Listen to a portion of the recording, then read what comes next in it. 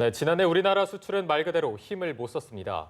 조선해운업의 구조조정에 자동차 파업, 그리고 삼성 갤럭시 노트 7 단종까지 겹치며 2년 연속 수출액이 감소했습니다. 그나마 연말 들어 회복세를 보였는데 대내외 여건상 상승세가 이어질 것이란 전망을 내놓기 어렵다는 분석입니다. 박진형 기자입니다.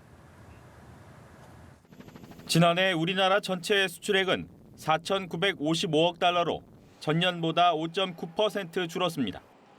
수출 증가율은 2014년 2.4%에서 2015년 마이너스 8%로 떨어진 이후 2년 연속 줄어든 것인데 1957년 이후 58년 만에 처음입니다. 월별로 보면 11월 2.5% 증가에 이어 12월 6.4% 상승으로 점차 호전되는 모습을 보였습니다.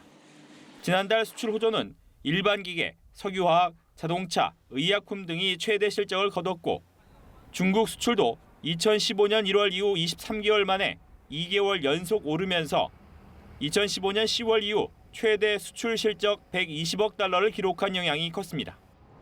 정부는 미국과 신흥국 중심의 경기 회복에 따라 올해 수출 전망이 지난해보다 밝다고 설명했지만 낙관할 수 없는 상황입니다.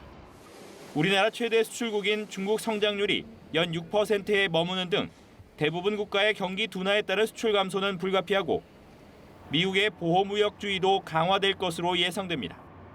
여기에 미국의 사드 한국 배치에 반발해 중국이 취하고 있는 유무형의 장벽도 수출의 걸림돌입니다. 전문가들은 내수가 침체되는 상황에서 수출까지 무너질 경우 우리나라 경제의 기초 체력은 바닥날 수밖에 없다고 지적했습니다. 연합뉴스TV 박지영입니다.